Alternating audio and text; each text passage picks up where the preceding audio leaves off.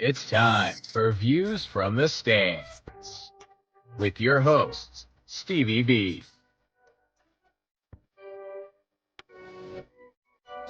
G Mike, and DC. Let's get it poppin', y'all. Welcome into Views from the Stands. I'm your host, Stevie B, Steve Brennan, and we have the full crew ready to rock and roll tonight. Mr. BC's in the building, and we got the G Mike. And it's been a little while since we've all been together, so it's a great reunion to have the boys back in the building. We have a jam-packed show for you tonight. We're going to be fitting in a lot of stuff in tonight. We have two special guests coming on the show. We're going to be talking some USA hockey, which we don't get a chance to do very much. But after that historic run, we got to talk about that.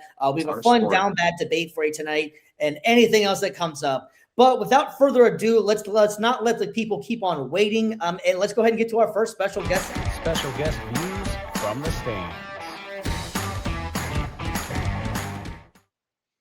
Welcome into Views from the Stands. Jeff, how are you doing tonight? Terrific. How about you guys? That is awesome. That is awesome. So, Jeff, I'm glad I reached out to you because you have a very interesting story, and I can't wait for you to explain to the people what you have going on and everything that your story. Because I was reading up on some of it, and it's remarkable, man. So, without further ado, why don't you go ahead and let the people know what you have going on and your author and your book, man? Yeah, humble brag. Awesome. Well, thank you so much. Thanks for the opportunity. Basically, when I was 48, I started to first get involved with endurance sports. I ran my first 10K that year. And before that, really hadn't done any running or anything endurance related, and really kind of got bitten by the bug, tried to run a 10K a little bit faster. And then over the next couple of years, started to get into longer distances, eventually took on my first marathon, then got involved with triathlon, ultra marathons, and on to Ironman. And in my book, Racing Against Time, basically talk about that journey, which took place mostly through my 50s and into my early 60s. That's impressive. So you started your first 10K at 48? I did. And for me, it was kind of unfinished business. I had tried one when I was 17.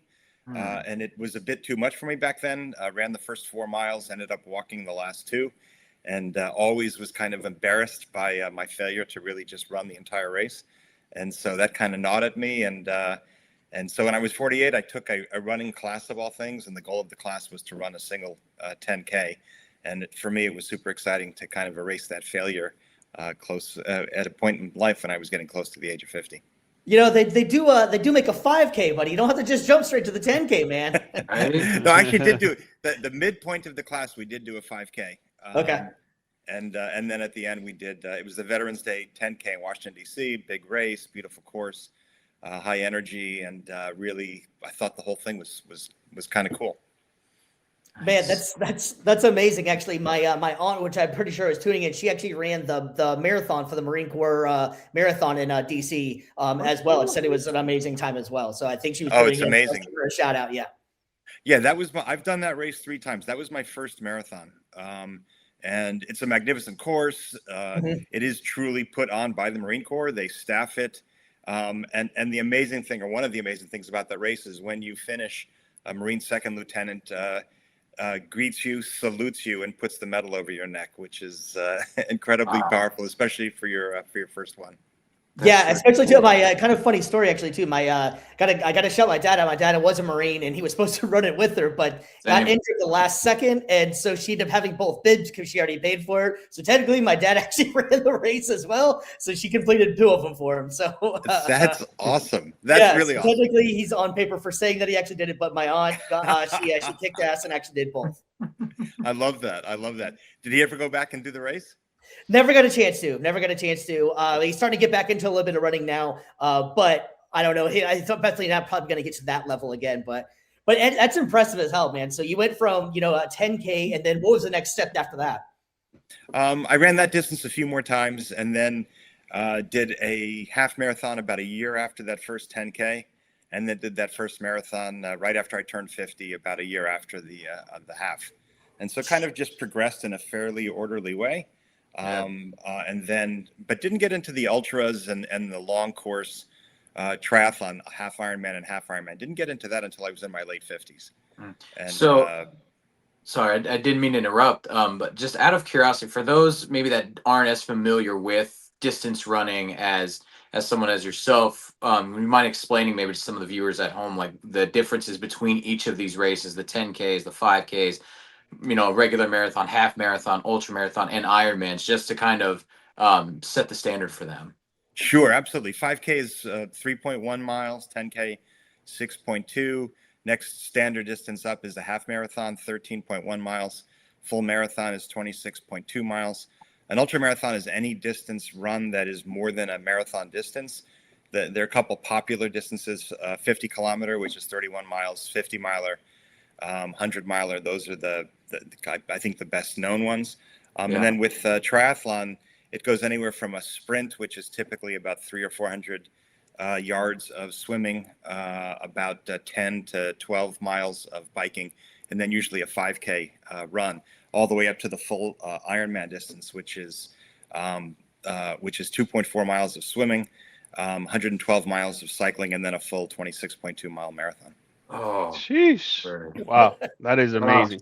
That's channeling your inner Forrest Gump right there. Yeah, right.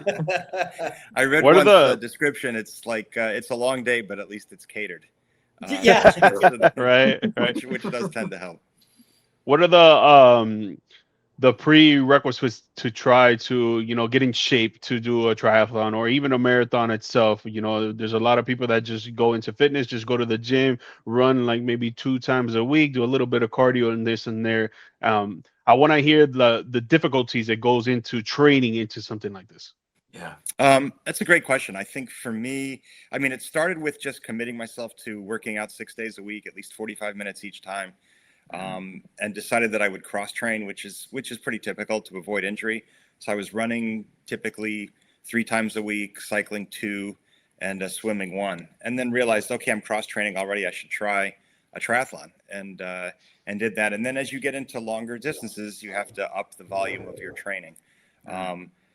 Not as much as you might think. In other words, for example, to do a half Ironman, which is half of all of those distances, so 1.2 mile cycle, 50 swim, 56 mile cycle, and a 13.1 mile half marathon. It's not twice as much training to go from that to a full Ironman, but you do have to up your volume considerably.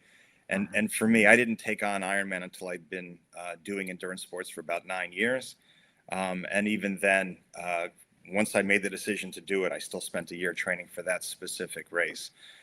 For a marathon, if you've run a 10K and you're decently fit, probably will want to train in a very specific way for about 20 weeks to do a marathon race. Some people can do it in 16 weeks, but that's fairly standard, and it's very doable. It's surprisingly achievable for folks. Now, having said all of that, I don't evangelize for any of these particular activities to do marathons or ultras or Ironman. For me, they were great because I liked setting goals. I liked kind of achieving them. It just gave me a nice feeling that my life had adventure in it. But I think anything that keeps you working out on a regular basis is fantastic. So true. I feel like it goes hand in hand with business as well. I feel like if you're able to be so disciplined to work out and try to, maybe you're not going to be having an 8-pack and be 2% body fat or nothing like that, but if you consistently try to be on a diet, try to continue to work out, I think it pushes that discipline onto business, onto family relationship, friend relationships, and stuff like that. I think that's perfectly said. I think, and to me, that was a huge part of it, that it cuts across everything in your life. And I think at all phases of your life, you should strive for excellence and really strive to be, and it sounds like a cliche, but I really think there's a lot of truth in it, to be the best version of yourself, whether it's in business or as a spouse or a parent or a sibling, whatever that might be. And sport, I think, is one great area in which to develop those skills and those disciplines. Jared, it's going to be our next guest coming on as well. He said he was giving me a lot of props, saying the only 10K I've achieved is calories. I love that. Absolutely, man. Even that. I completed a 5K one time. I was impressed with, actually 2 times. I've done 2 5Ks. That was kind of fun. I wanted to maybe try to venture off to maybe try the 10K, but my feet kind of were hurting really bad afterwards, and I just like, you know what, I was happy with completing it. I made it without stopping, so that was the biggest thing. But it was just such an accomplishment. It felt really cool doing it, feeling really accomplished after we're done. It's hard to explain, really. No, I totally agree with you. I mean, I'll never forget just the start of my first 10K, and you know, whatever the starter's pistol or however they did it, and just everybody surged forward, and it was so high energy and kind of exciting, and I say all of this as somebody who never really enjoyed running until I got into it, and even getting into it now, I still don't find it to be a gloriously exciting activity, but finishing a race is an absolutely amazing feeling, and just being able to keep moving your body for hours potentially is pretty exciting. The book is Race Against Time, and you can get it on Amazon and any at your website as well. Do you want to go ahead and promote that one? Yeah. So basically, I decided a few years ago, I think after doing my first Ironman, I went on to do a second one, that I felt like there was kind of an arc to the story, sort of getting into these sports that were really in many ways outside of my comfort zone. And kind of the rewards that I felt that it gave me to achieve those things. Felt like it was a story that I thought others might benefit from hearing. For me, when I first started to get involved in this kind of thing, I read lots of memoirs. Of course, read David Goggins' 2 books, Rich Roll's book, Dean Karnassus, and I loved hearing their stories. They inspired me, gave me, I think, the confidence to take on new things that were outside of my comfort zone. I had once joked to a friend years ago that I was as likely to run a marathon as I was to walk on the moon. And I really did believe that at the time.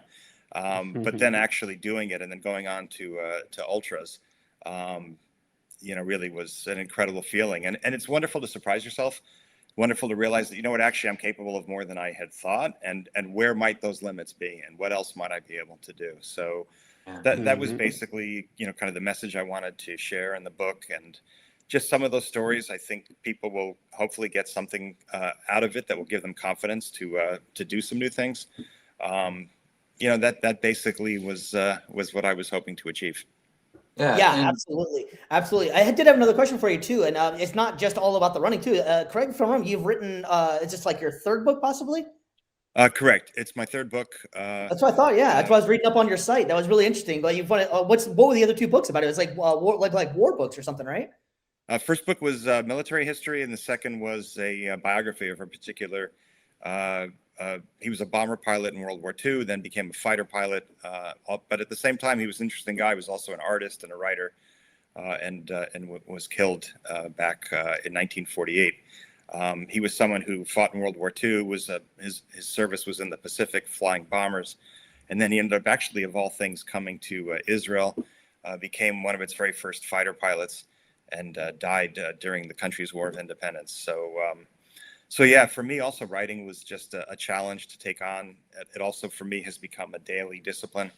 I actually start my day with an hour of writing, and then I do my training before getting on with the workday. So yeah, for me also that's been a lot of fun and a great way to surprise myself. I will say you spoke a little bit there with, you know, like writing, you know, it's challenging yourself, and like fitness and everything is challenging as well.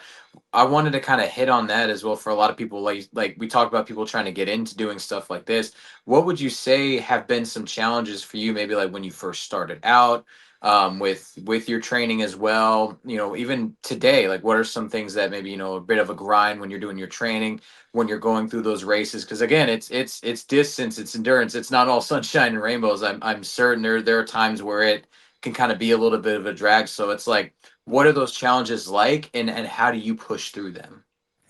I think that's well put. I think you know, I think in a running race, almost nobody's out there running with a smile. It's not that kind of an activity. I think for me, in fitness, as in so many things, one of the keys is to really build a habit. And so at the beginning, working out takes willpower. Do I really want to go running this morning, especially if it's dark and it's cold, or if it's sunny and incredibly hot and humid? You know, is this really something I want to do, or would I rather just, you know, kind of sit around or go back to sleep, or whatever that alternative might be?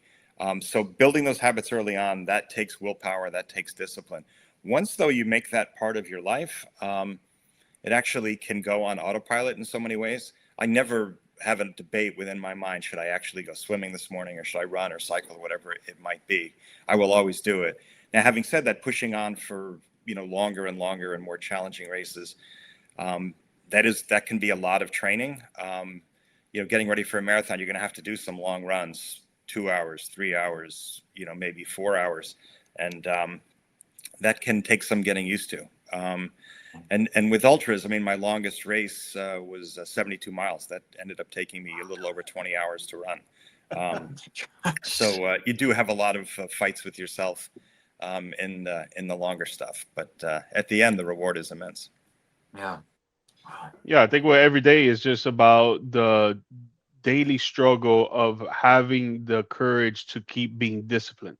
Because if you stack W's, like how you're mentioning, like you go on autopilot. Like if you say you're gonna wake up at 7 a.m., boom, you wake up at 7 a.m. That's a W right there. I'm gonna eat a little bit of protein before I go on a run, and then you have like a daily schedule of what you're gonna do and be organized. Those are all W's that stack up, and as long as you keep on doing it, after a while, after a while, after a while, just like Jeffrey mentioned, it's gonna turn into an autopilot system. Yeah. I love that. And I actually think that is exactly the right way to think about it. In other words, to celebrate those victories along the way. And to, the fact that you got up early and you did a hard workout, you feel great afterward and just really enjoy it. And you do have to look ahead to what you're training for. And that can be helpful and exciting. But you also have to enjoy what you're doing while you're doing it and to really appreciate the fact that, not everybody is doing this. It's not that easy. If it was easy, everyone would be doing it. And just, be proud of yourself and appreciate the effort that you're putting in. You mentioned out of the three, which one do you think, if you're doing like an Ironman triathlon, one of those, which one do you find yourself having the most either difficulty with, or that's like the toughest preparing for the race? It's funny. I think psychologically, the swim for me is the most difficult. The 2 Ironmans that I did, the race starts in the dark. Water was incredibly cold.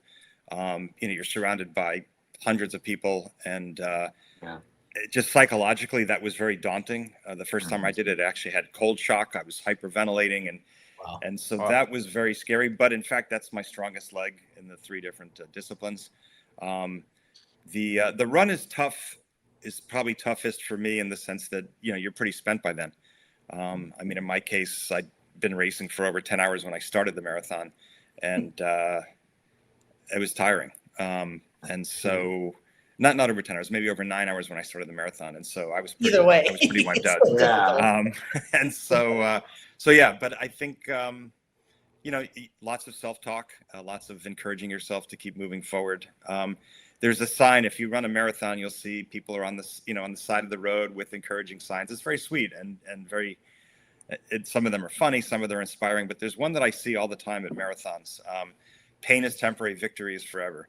And I've thought about that sometimes during hard times in races, that, this is really difficult right now, but if I can persevere and get through this, I'll have something that I can really cherish, really for the rest of my life. And that has worked well to get me through the tough times. Yeah. So a lot of athletes as well, like, training and stuff like that. One other part of, I guess you could say, like prep that maybe isn't talked about as much is sort of maybe like a pre-race, ritual, superstition. Like most athletes have one. So out of curiosity, what is yours? How do you get yourself in that headspace and that mind space to be able to go complete these monster marathons, man? I think, well, I guess 2 things. One, I personally, and this is probably a bit nutty, but I love logistics. So I love, really thinking through what am I going to need during the course of this race? What kinds of things might come up? And to make sure I have all of the gear with me that I might need. And I like that. I like laying it out. I like thinking about it. I like organizing it in the most efficient way possible. I think that's kind of fun. And a little bit of a metaphor for life, really trying to go through life in a thoughtful, thinking ahead, prepared kind of way. The only thing that I do that's probably unusual is that first Marine Corps marathon that I ran. They often say, it's probably something that I read in one of those fitness memoirs. If your race is going to start early in the morning when it's cold, bring like a set of sweats that you're going to throw away. So just a pair of baggy sweatpants and a sweatshirt to wear over it. And for that very first one, for whatever reason, I took a hoodie, and I just loved, like, with the hood over my head, because just it like gave me like a quiet space with all the music blaring and everybody was excited, but I could also be aware of that. It was sort of the perfect balance. So now for me, every long race that starts in the morning, I always bring a hoodie, wear it with the hood up, and just kind of try to find a little bit of peace and reflection before all of the excitement begins. Nice. Yeah. Do you listen to any music while you're training or running? Because I know some people that's like I think some people like the music, or some people that says it throws them off. What do you prefer? I definitely want to be listening to something. Yeah, okay. When I me too. train, usually it's a book on tape or a podcast. I think If both only are there was a amazing. great podcast that you can listen to, you know? Exactly.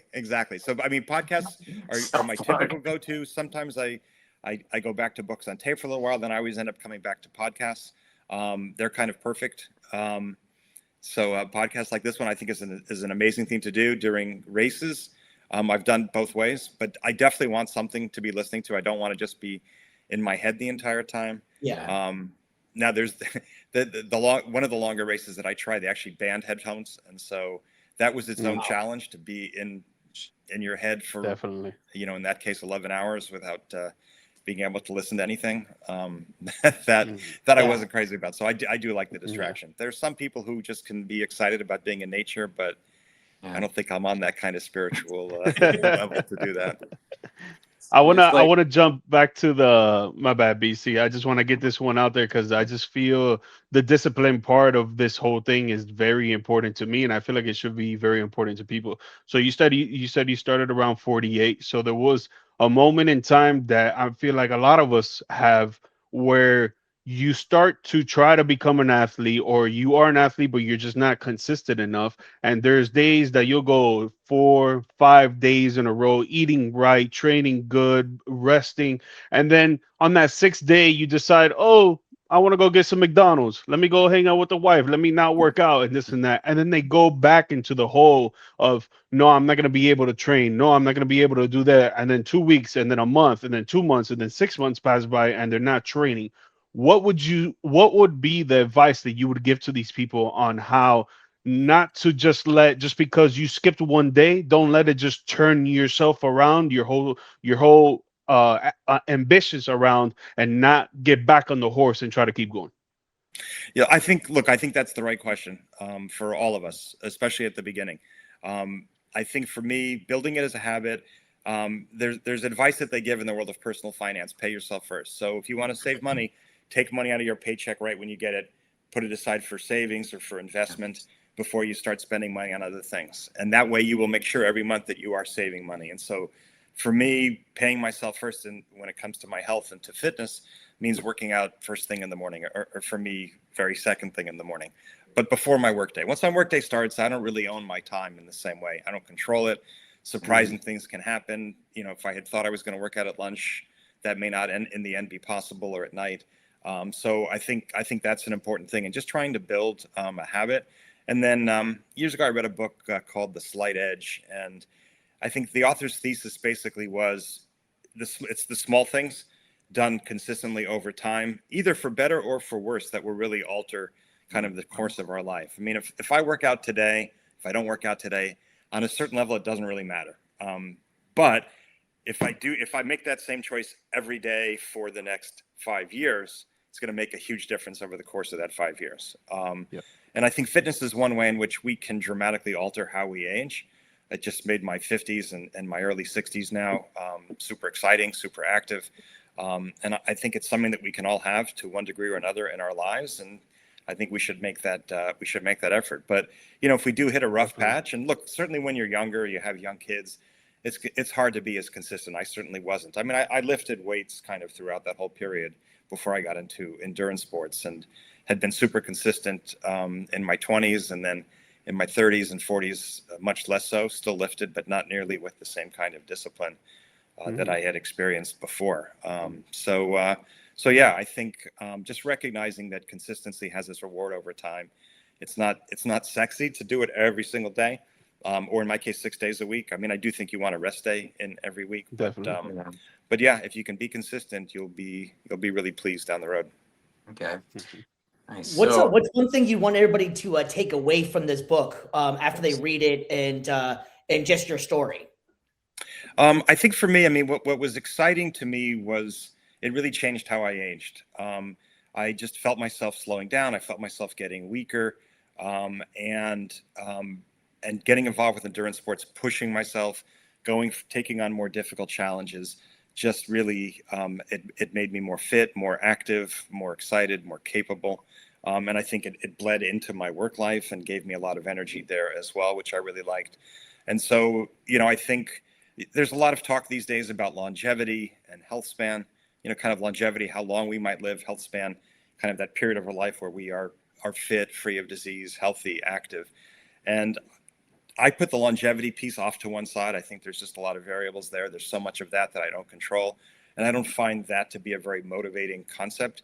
But health span, I mean, we have enormous influence over how we age. This isn't like an edgy, controversial area of science. If we work out regularly, we'll get stronger, better, faster, more energetic.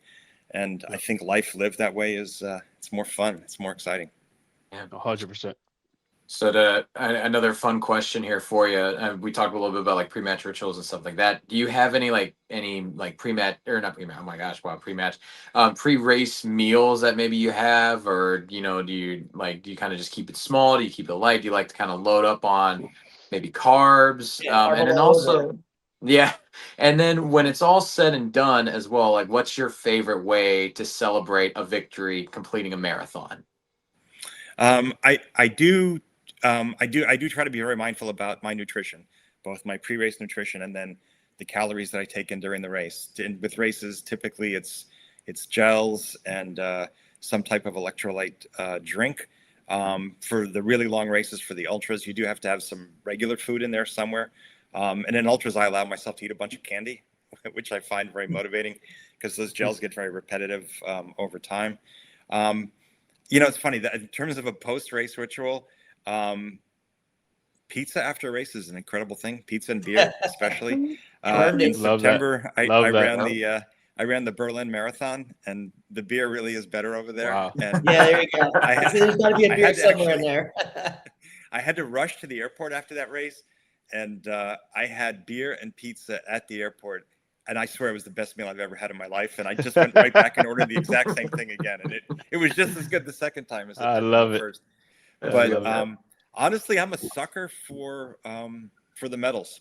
When I cross and I'm embarrassed to say it, but when I cross the finish line, I just find myself looking like where's the person giving out the medals, and I'm just so excited to get one, and just to have that feeling of accomplishment that I did it. It was hard, and you earned it. super exciting. And I think the other part of, the other reason why I wanted to write the book was I'm not one of these people, and you read about them who, really didn't run much before they start with running and discover, oh my God, like I'm incredibly fast, I'm incredibly talented. And their very first marathon, they'll run a Boston Marathon qualifying time and do all sorts of amazing things. And I'm inspired by those stories, but I also struggle to relate to them because I think that's not most of us. And in my case, I'm not an especially fast runner or triathlete at all. And yet I get so much out of these activities. And I think others, will get so much out of just pushing themselves physically in whatever direction that might be. And again, it doesn't have to be these sports, but I think, finding ones that you can stick with and get some enjoyment and sense of accomplishment out of, I think is the key. Yeah. Race isn't always given to the swift nor to the strong, but the one who endures. Exactly. And I love that. And I love those things. I mean, I love that kind of inspiration. And when you start to push yourself, you really do experience what that actually means and how that actually feels, which is fantastic. What's the next race you got coming up? Yeah. I'm halfway through running the 6 original world major marathons: New York, Chicago, Boston, Tokyo, London, and Berlin. And to this point, I've done the 3 non-US ones: Tokyo, London, Berlin, in that order. And next will be Chicago this coming October. There's some deep dish for you over there, man. Exactly. Yeah. And then New York after that, and then Boston will be the final one of the 6.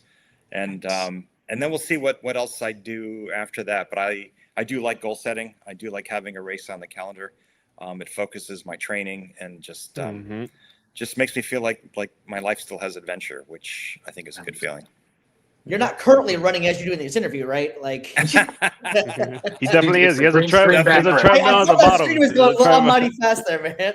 Yeah, definitely. Well, Jeff, AI, you've man. been honestly, you've been an inspiration to all of us, man, and it has been really awesome experience having you come on here. The book is called Racing Against Time. One more time for Jeff, you can also please go ahead and give away that everybody can get your book and where to find you and follow on this journey. I hope you can come back on and keep us posted on how this journey is going, especially with the other marathons. But where else can they find your information and where to find your book?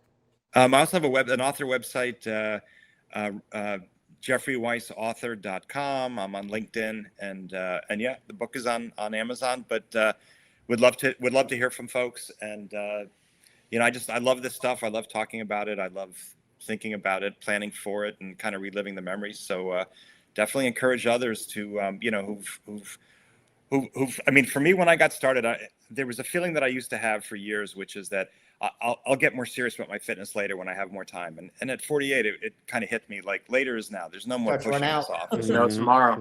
Yeah, exactly. And so I kind of wrote the book with folks like that in mind. People, hitting their 30s, 40s, and in the back of their minds knowing, I need to be a little more serious about this kind of thing. And maybe a story like this can help folks kind of get kickstarted. You just need like 30 minutes to an hour a day. It doesn't even have to be several hours at the gym. It just has to be, a consistent level of going. Like Jeff said, you could have one rest day a week. You need that rest. That's how your body is going to recover and to improve itself. But if we're doing at least 5-6 times a week working out, it could be cardio, lifting weights, playing sports. It will be better for our health, 100%. That is it. I mean, that's the recipe exactly there. That's exactly the recipe. The rest is built in the kitchen. It's amazing. Yep. Absolutely. Well, Jeff, like we were saying before, it's been an awesome time you coming on here, man. Please, you have our email address. Keep us posted on what you got going on. We want to keep this journey going. This is really interesting. I really want to know how you fare out with the other marathons. That's really cool. Even though there was like 6 original, that's information I didn't even know. So keep us on your journey with you, and we really hope the best for you. And please come back on the show and keep us in the loop. Thank you so much. I really enjoyed the conversation. You guys are amazing, and I love the show. Thank you. We appreciate it, Jeff. We appreciate it. Awesome. We'll talk to you very soon, Jeff. Keep up the good work, man. You're inspirational. Thank you so much. Definitely. All right. Have a great one.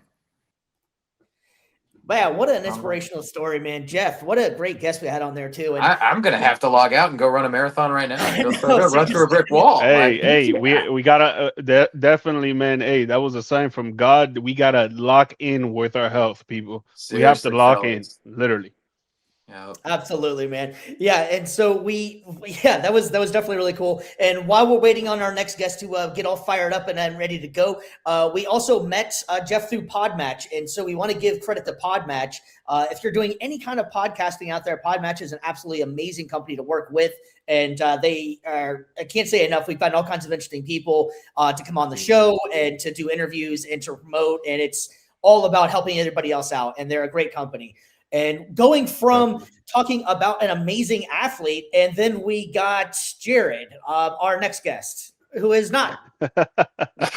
At all. Don't let him try you like that. Don't let him try you like that. Don't let him try you. Hey, listen, that's all right. Let me do a proper introduction. Let me do a proper introduction here. Yeah, right. We got Give him a Mr. good intro. JKABEL Come in the on. house. He's one of my oldest, closest friends that I've had. We're going on about 30 to 35 years of friendship, and I actually truly mean that. It's been that damn long that we've known each other, and we've been busting on each other for so long, but I'm truly honored to have Jared come on pause. here. And here's the thing, too. I've been preaching about trying to get Jared to come on the show Yes. since episode 1. Pause. You can't keep going after you said that. You need to relax. I don't think that's PG. Well, listen, Stephen did have the Hanson haircut. I did think he was a girl, but I wasn't busting. You're admitting it. Finally, you're admitting it. Dang. There's so much I'm learning about Steve right now. Oh, man. Right? In a matter of 5 seconds to the show. This is the Lord that we needed, man. Hey, man, how's everybody doing? How are you guys doing tonight? I feel Doing inspired. good, man. What about you? I feel good. The man that came on was talking about the marathon. I was very inspired. I said, well, after I eat this Publix chicken, I'm probably going to go ahead and watch a marathon on YouTube. Hey, Publix Cut chicken it out. sub. Dude, that's hard to say no to, man. Hey Yeah, man, it's Publix hard to chicken say sub, no. man. Oof, Hey, listen. I I don't know love those. anything about sports. I know you guys are the professionals. Steven said something about a debate. I said, all I know how to do is debate. He sent me a picture of all of these athletes. I said, I don't know who none of them are. I stopped watching basketball when Karl Malone retired. So Steven knows that. Oof. Yeah, I Okay, was going to bring let's that up. I was going to bring that up. so But we can talk about something that you do know very well and something that you do very well. And we yeah. have an event coming up on February 27th in Cocoa. Mr. J. Holloway, take it away and let the people know what you have coming up. Well, thank you. I would love to let everybody know. So I got a great show coming up in Cocoa. I would like all of you to come. I know you guys don't live close, but if you show up, I'll get you a ticket. Let me tell you something. You've never seen anything like it. Greatest guy ever, JKABEL. Great guy. Wonderful guy. African American. You know, I'm endorsed by Trump, but he can't be here tonight. But he told me to go ahead and tell you that we got a good show. I've been at this place. This is in my hometown. It's a new restaurant. It's about 2 years old. A friend of mine that I grew up with, his grandmother and my grandmother were very close. He opened up a restaurant. He started with a food truck. So he started a Cajun Soul Bistro. A wonderful, great food. They got a great stage, so I've done a few shows there, but I do travel all over the country, and I do Rhythm and Bible. I have a tour coming up in June as well in the UK. I will be going overseas because that's where most of my fans are. They don't even know that Rhythm and Bible is the Bible part. I think one of the gentlemen mentioned something about the race. One of you said it's not Oh, it was yeah. yeah, he was preaching, and I Wow. almost thought the Holy Spirit in the backstage. Hallelujah. Right there. I appreciate it. Somebody That's knows the that's word in here, also Stephen. I'm variable. glad you got somebody to know the word because Stephen don't know it. But anyway, so That's but Everyone yeah, knows that's the man, mom and words, Stephen, dad right? and thank the you. good Lord. That's it, Look, thank man. you for having me on, Stephen. I know I'm really proud of Stephen and what he's doing. I'm glad you guys are with him. I do watch his show. I'm really not a sports fan as much anymore, like I told you earlier, but Stephen has always been into the radio. Like he said that day he had mentioned my album. Me and Stephen used to play around like we had a radio show back in the day on a tape, on a karaoke True tape story. deck, and we would Nice. record radio songs, and we would act like we made commercials.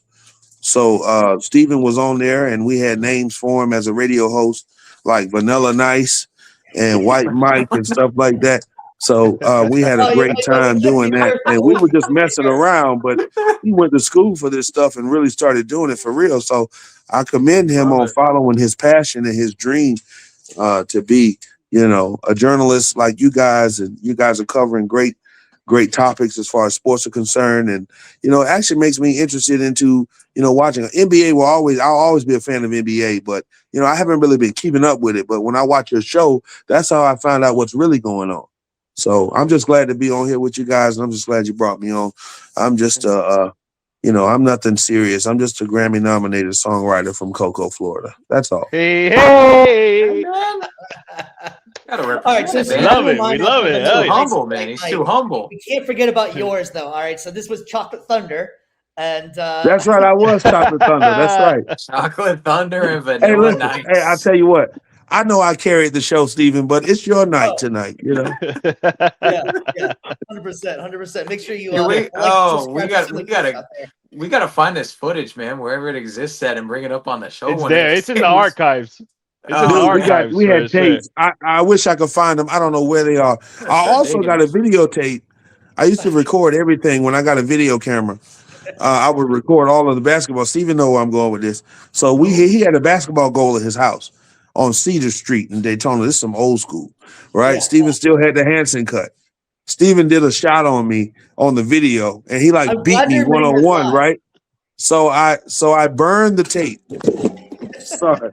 I burned the tape because Steven beat me on camera. I will never let anybody see that. He Oh, actually and it got a was a good sweet game, move just too. so you guys know. He's got a pretty good game on the court.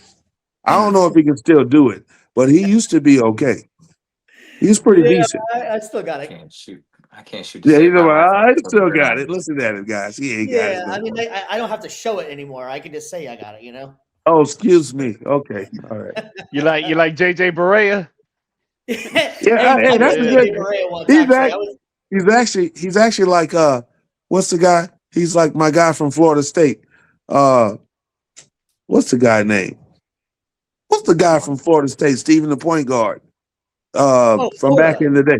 Charlie The Ward. white, Williams. the white guy that went pro. What's his name? Jason I'm Williams. sorry, not Jason. Before that, you know, I'm not that young. I can't remember. I'm sorry, but it was a guy. He was really good. He I can't remember his name, but he was also like what's the guy named Mark what? Mark Price. Mark Price. Yeah, Steven had a Mark Price game. But I wasn't talking about Mark Price. I was talking about another guy that went to Florida State that was really good. It was a point guard. I can't remember his name. I know you guys are sports fanatics, but you'll probably think about it when we're done with this. But I can't remember his name. I'm gonna look it up right now. It was a point guard for Florida State. I can't remember his name. Steven knows who I'm talking about. I thought it was Jason Williams. I thought he went to Florida. No, before Jason Williams we were before that. Jason Williams came out, we were in high school. This was in middle school. You were trying to act like you were something. Anyway, what? Not Mike Bibby. Oh, maybe? Is it Mike Bibby? No. Mike Bibby ain't white. Man, let me see right here. I can't remember the guy's name. He was a great athlete. Florida State point guard.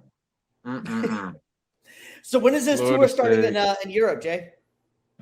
The tour is starting in June. I think we're going from June 2nd. I'm going to be there for a month. I'm going to be doing all original music out there. I've been trying to get out to the UK for the last 2 years, and a promoter finally reached out to me this year to come out. And what they're actually asking me to do is pretty cool. They're asking me to do, bringing a female singer to do a small snippet of Angie Stone tribute. So that's going to be about a small portion of the show. So that's going to be really interesting to see how that's going to go. I know you guys were really close. Unfortunately, she did pass away, and that was a tragedy. I know you guys were really close. That's really awesome that you get a chance to honor her memory. Yeah, I would definitely want to honor her. Yeah, that was very tragic. Obviously, the way she went through a car accident. I had actually spoken to her 2 days before, and I was in Atlanta that week. And she had bought 2 tickets to come to the show I had in Atlanta at Center Stage. And she already purchased the tickets, and obviously she wasn't there because she had passed away. So that was a really tragic situation. But I do miss her, and it was her that got me the Grammy nomination because I wrote for her album called The Art of Love and War, and there's a song called Sit Down that I wrote, I arranged and produced. And she sung it, and the album got nominated for a Grammy. So therefore, because I had a song on the album, I got a Grammy nomination also. I'll take it. I'll take it. Yeah, you doggone right. I'll take it, and I'll parade it. Yeah. Not only get that extra $5. If you assisted in there, you should get it. Yep. Yeah, not only assisted it, my friend, I wrote the whole thing. Wrote it, produced it, arranged it. Everything. The whole song was mine. She just put her voice on it. More with the Motown stuff that we are going for. I just got a chance to go see you go perform a couple months ago, which was an amazing show. You back with that? Yeah, that was awesome. Yeah, I'm glad you came out. That was at the Peabody. By the way, the Real Temptations are coming to the Peabody in March. A friend of mine saw the ad and was like, "Who are these people? It's not you." I was like, "You do know we're not the Real Temptations, don't you?" I just had to remind them because we're so good. But no, David Ruffin down there. I am the David Ruffin in the group. But no, that was a lot of fun.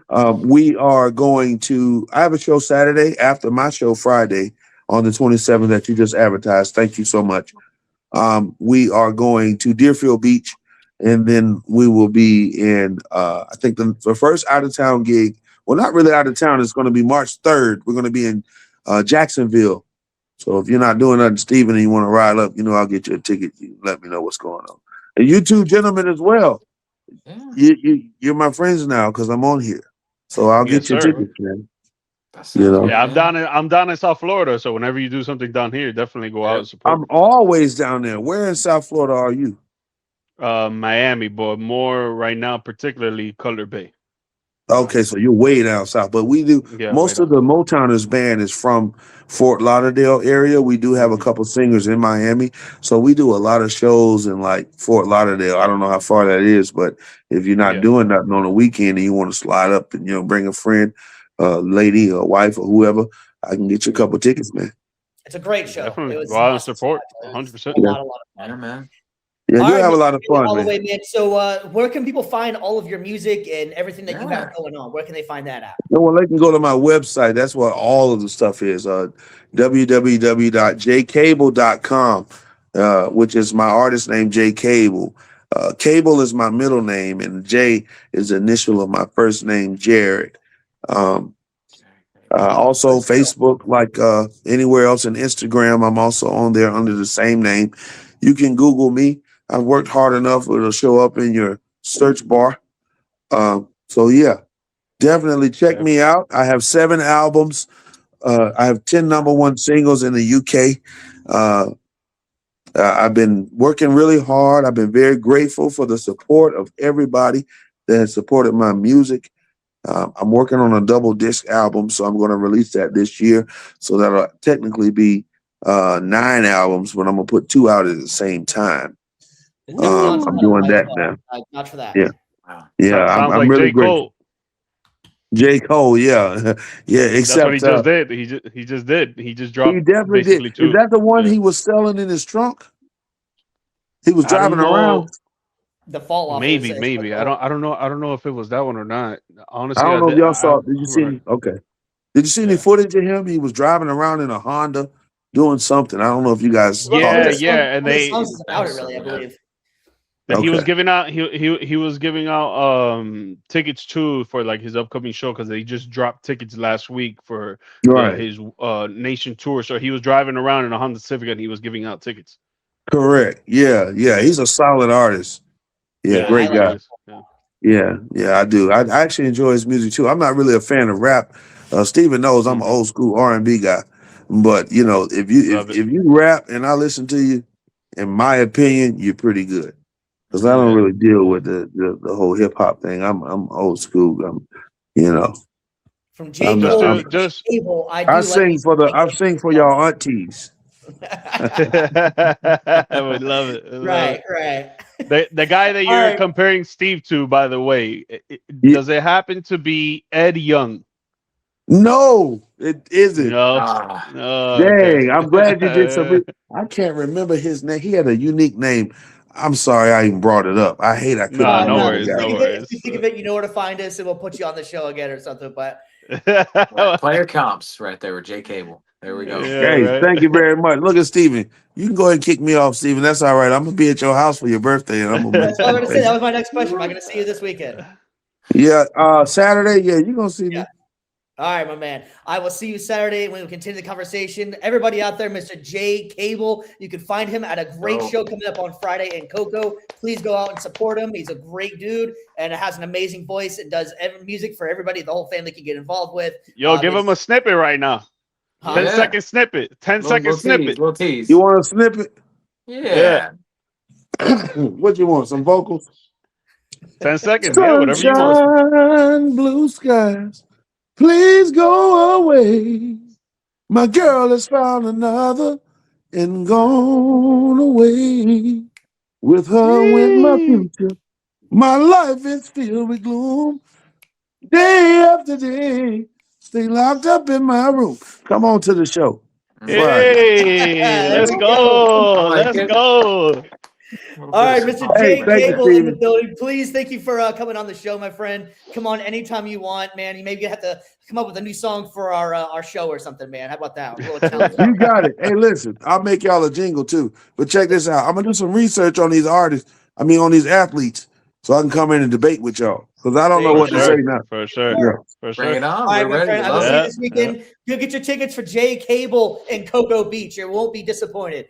I will see you this Love weekend, it. my friend. Thank you. Thank y'all. Y'all have a good night. Thank you. You too, man. You too, man.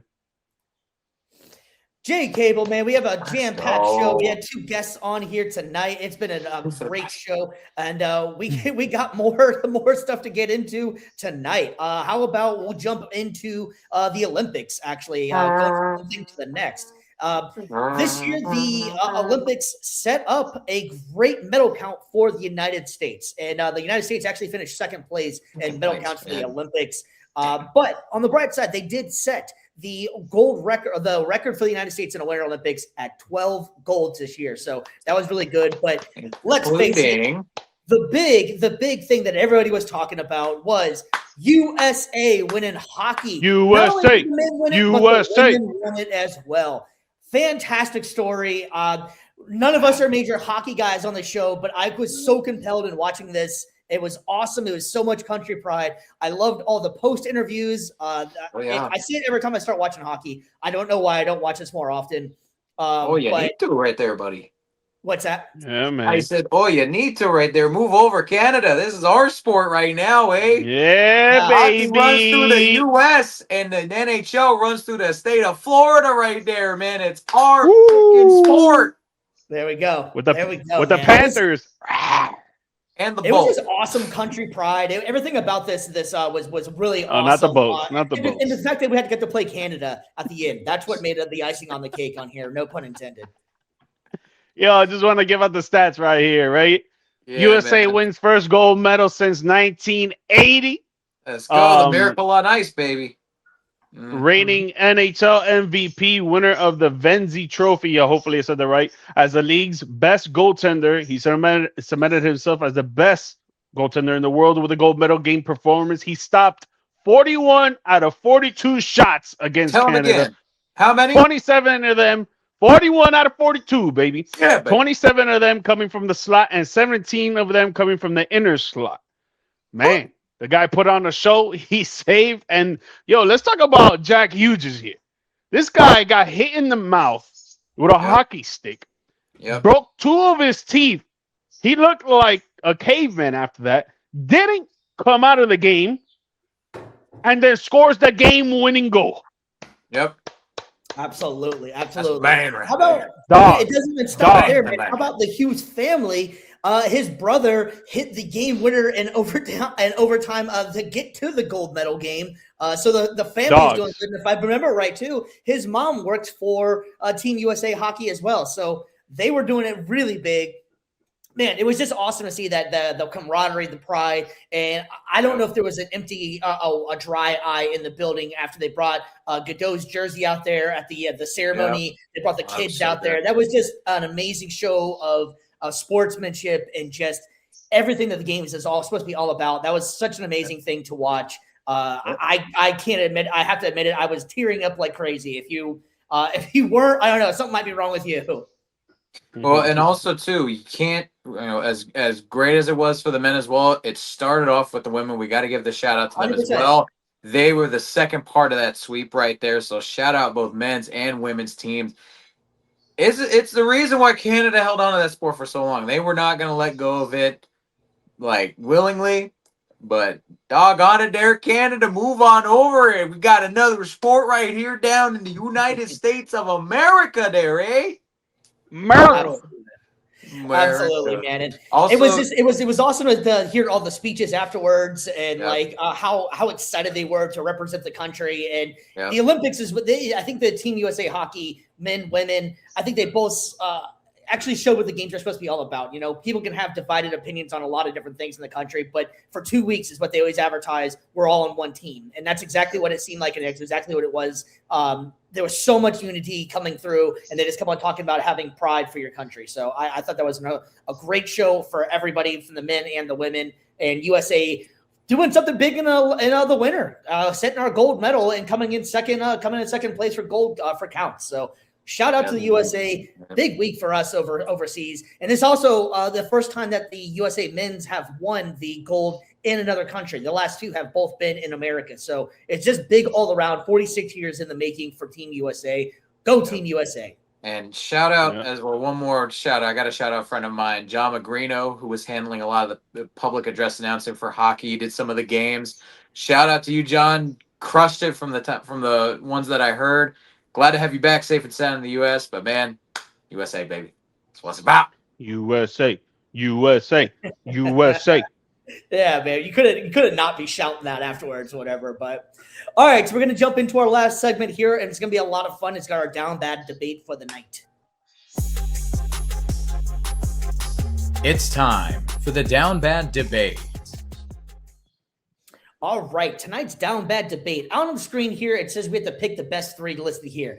I think BC and I were talking about it. I think just to have a little bit more fun instead of just picking the best three in the picture. I think create your best three out of the picture. I think it's a little bit more fun for our show. G, Mike, are you on board with this? To pick your best three? Yeah, if you were make a 3-on-3, make a 3 squad. I think that just it was a little bit more fun to do it that route, opposed to just being like, I think this person's the best out of here. So BC, I'm gonna have you go first, man. Pick your 3.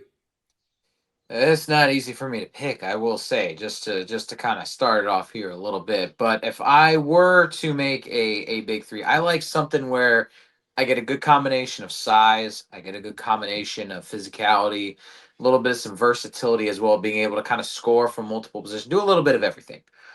I will say most of the guys on this list, aside from a couple of them, do not really play great defense. It's going to be a lot of scoring. So I base this on the fact that I need to get buckets and I need to be able to clean the boards if they miss buckets. So that being said, at my 1, I got to go with probably the biggest point guard on this list, LaMelo Ball. Number 2, I got to go with the sharpshooter AR-15 from deep, Austin Reeves. And in my 3, it's a little bit of hometown bias, but he does have the most boards this season of any guy on this list. Give me Paolo Banchero to kind of give me that big man down low that can kind of give me the best inside defense if they want to try to cut and crash. Interesting picks. I like it. G, Mike, you're up now. All right, so I'm picking 3 others, right? Like I can't pick the same ones. Oh, you can have some same players You if can you pick want. anyone. Feel free. Okay. Honestly, I'll take Cooper Flag because he could run on offense well and he could play defense as well too, and he's a bucket getter, 3-level scorer in my opinion. Give me J Dub. I love the way that he plays defense. The guy's in the tenacity and the intensity that he has right up in your face is gonna get tough to get a good shot, and he's a bucket getter as well. I like his mid-range shot. And give me Brandon Ingram, man, because this season, bro, he's showing that he can be. He was an all-star again. He can show that he can be the number 1 guy on a Toronto Raptors team, even though him and Scotty Barnes are fighting for it. But Barnes is more of a triple-double kind of guy, being involved in all the types of offense and defense, while Brandon Ingram is a straight bucket getter, 3-level scorer, and he'll literally drain it in anybody's face. Well, this actually worked out pretty good because we're all going with different players in here as well. So I thought that was actually kind of good. I thought we were all going to kind of maybe agree. So this makes a little bit fun. So I'm going to go with Cooper Flag. Nothing to be that I'm a Mavs fan, but beyond that point, I just like the way that Cooper Flag can play. He's extremely versatile. I'm going to go with Jalen Williams for his defensive presence, and he also can score as well. And the last one was a little bit hard for me because I was going to go Ball in this situation, but I think I'm going to go with Banchero on this one because I like the defense that he's able to bring as well. Plus, you have scoring between all 3 of those guys, so I think it's going to be tough to score in any of them. And so that's why I would build them all, and they all got size and length. So I think it's going to be a difficult team to beat, especially against with these guys on here. So I'm going to take Cooper Flag, Jalen Williams, and Paolo Banchero. Nice. Okay, so before we leave, though, yeah. Go ahead. Let's have the debate on who you think the best 3 players are here. Yeah, because I want to hear what you guys say. Okay. So like for all me, right, I'll go right? first. Then I'll go first. Then I'll go Cooper Flag still. Cooper Flag, Jalen Williams, and probably it's a tough one between Ball and Banchero. Again, that's kind of where I'm at. But I'll take, I guess, Ball in this situation just for the scoring aspect of what he can do over Paolo, I guess. So mine would be Jalen Williams, Cooper Flag, and Ball. See, mine would be Cooper Flag, LaMelo Ball, and Pablo Banchero. I think those 3 are the best players on this list. So for me, it's always being able to be a two-way player, right? But then obviously if you're not a two-way player, that means that your one way of how you play has to be impeccable, has to be amazing. And I feel like the way that LaMelo Ball plays on offense, the way he facilitates, the way that he could score at any a spot on the floor, like his offense is just greater than a lot of these other guys. And then Cooper Flag, I think he's a great two-way player. Paulo Banchero, he's not that much of a defensive guy, but I think he can get there. I think that he has the potential to be one of the top defensive guys in the league. I would definitely agree with that. And I think that really just depends on how the coaches utilize him in Orlando. And I think honestly, I honestly feel like just based on how all the teams playing, they should just move him to the 5. Let him be an actual like traditional big because he's 6'10", he's 250. Like, yeah, he's not the most athletic big, but he's still got size there. And in this modern era, anyway, you can kind of get away with doing something like that, I think, and he still gets boards. So, but that being said, yeah, Powell, I would say is in my best 3 because he's also shown a lot of growth. Yes, injuries have kind of slowed him down for the last couple of years, but when he's at his peak, he's putting up 25, 9, and like 5 a night on pretty still respectable efficiency. That's got to get better, but still, I love that he's a bucket getter. J Dub, you don't win a championship, even if he was the Robin to Shea's Batman. Still, all NBA third team, all star, second team all defense. He's definitely up there as well. And then I'm gonna go a little bit different again. I mentioned him on my team. Austin Reeves, I feel like he's made a really big leap. The scoring load he's taken on, the efficiency has been really great from him as well from multiple areas on the court. So he's a near 50, 40, 90 guy scoring 25 a night. I think that that's something to be very respectful. We talked about being great at one thing. He's been really great at offense this year, especially scoring. Yeah, facts. Yeah, I kind of feel like Austin Reeves kind of has that. He's unfortunately that third wheel on a team that they have too many ones on at the point. You know, you got LeBron still doesn't want to give it up, and Luka is the one. But whenever Reeves gets to play by himself, if you will, and they let him free, he really shines. So it's almost like one of those things. Like if I was Reeves, I'd be probably either asking to get out of there or like they got to give me some sort of reassurance that something's going to change. Either LeBron's finally done, maybe he's getting out of there, something. Because whenever he's able take him in Orlando, I'll take him down. There's a lot of teams that would actually probably want him on their team, and I think whenever he's actually able to be free and play looser basketball, it really shows what he can actually do. But that's the thing, though. That's what's been happening the last 2 weeks to a month is that LeBron has taken that back seat. But when Reeves doesn't do good because he's not as consistent, Braun has to step in and do something. Like the last game when they played last night? I think it was last night or the night before. It was against Boston. When they played against Boston, Reeves started out the game 1-6. And it's like, like if you're starting off the game 1-6, then Braun's got to come in. He dropped 20 points. Reeves only had like 16. And then obviously Luka doing what Luka does. But I think like how I've told you guys before, I think Braun's going to get up out of there. And I think the 1-2 punch is going to be Luka and Reeves. I don't think that they're going to let Reeves go at all.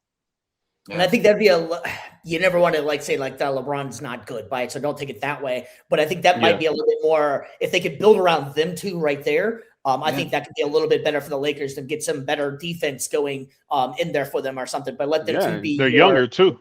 Let them two build their own chemistry and make something out of that.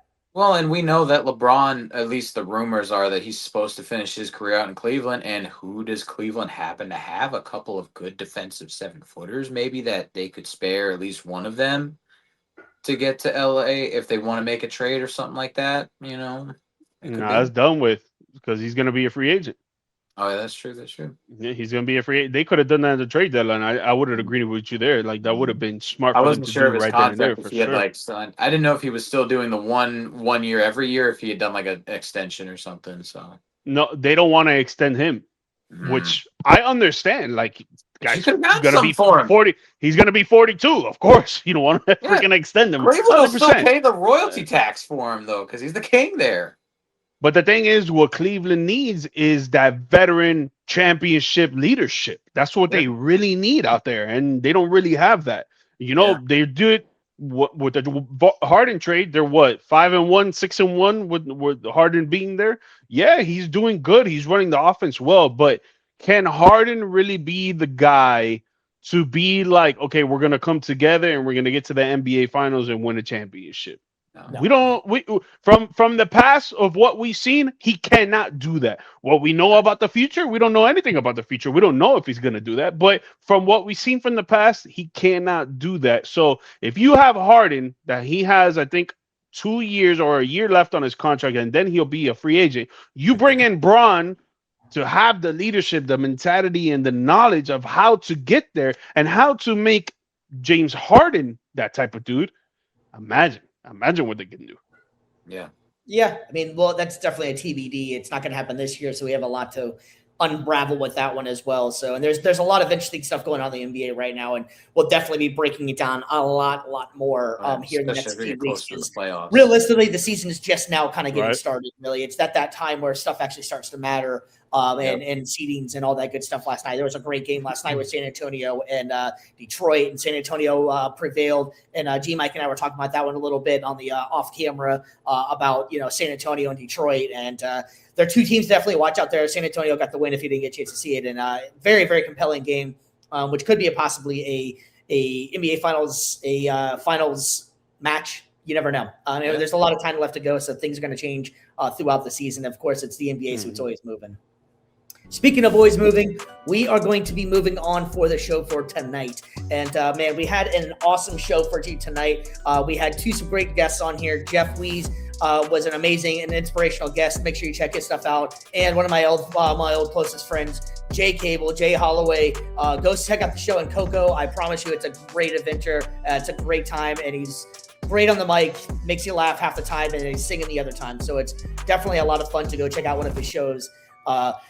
Man, we've had so much stuff, and I want to be a little humble brag here, but as you can see here, we're rocking some new merch over here. Let me move the mic out the way so you can get a clear view of it. The views from the stands. We are making it big this year, man. We're going to be having merch. We're going to have our own store going to be opening up, so you can be able to get our stuff, support us, and shipping and all that good stuff will be included with your package in there. We'll definitely be posting on there for you in a little while. Just want to give you guys a heads up that is something that is in the works. VSTS.net will be the website. That's me up and coming as well. So there's a lot of stuff big that's coming from your guys' reviews in the stands. BC, what do you got for the people before we head out for tonight? It's the same thing, man. New day. BC the brand _media. We just got some updates as far as some new ventures I've been doing. Taking over USF baseball, doing the announcing there. Started Detroit Tigers spring training. Lakeland Flying Tigers regular season will be coming up in April, but been doing that. So you can just kind of keep up with some of the latest updates over here. And also, too, the missus and I, she's mostly running it now. The show, Brandis.media. That's where she's got her portfolios for engagement, photography, videography, you name it. She's got it. And yeah, that's what I got from here. G Mike? Yeah, guys, thank you for the guests for coming on. I mean, that was awesome stuff that we got, some stuff that we learned, and some inspiration that we got for sure. Guys, if you know what's good, please follow, please like, subscribe, share the show with your family and friends. If you want to talk about a sports podcast show, let them know that Views from the Stands is a show that they want to listen to. We're on Spotify, we're on Apple Music, we're on iHeart, we're on all podcast platforms, we're on social medias as well, Instagram, TikTok, YouTube, and now Twitter. You could give us a follow there. And if you guys ever want to come on the show, talk sports with us or any other topics now, because we're broadening our horizons, we would appreciate you guys to come on and kick it with us. Yep. Yeah, and I have one more last thing I want to shout out as well. I wanted to say thank you for everybody. Sorry about the debacle of last weekend when I tried to do that live event. It did not go well, so forget that one about the golf. But coming up this weekend, we're going to be trying our hardest to live stream and broadcast the Views from the Stands and Sports Chasers Golf Challenge. It's going to be a lot of fun. We're going to be doing it for your boy's birthday, which is Friday, so this is my last show for the week. I think G Mike 56, baby! 56. Not quite. Don't do that to that man. Come on. If I look as good as Jeff is at 56, and I'll be doing good in my life. And if I look that, but we'll be doing the golf challenge this weekend. So we're going to try and live stream it as much as possible. So please check that out. It's us and the Sports Chasers. We got a great collaboration going with that. And it's going to be an awesome time. If not, be on a live stream. Check out the episode. It's gonna be a lot of fun. We're gonna try and get as much people as got about 28 people, amateur golfers, having a lot of fun out there and just doing things big for Views from the Stands. So like I said before, we really appreciate everything you guys have done for us. Thank you for all the guests that's coming on. And anybody else who wants to come on, please give us a like and subscribe, and we'll catch you guys very, very soon. USA.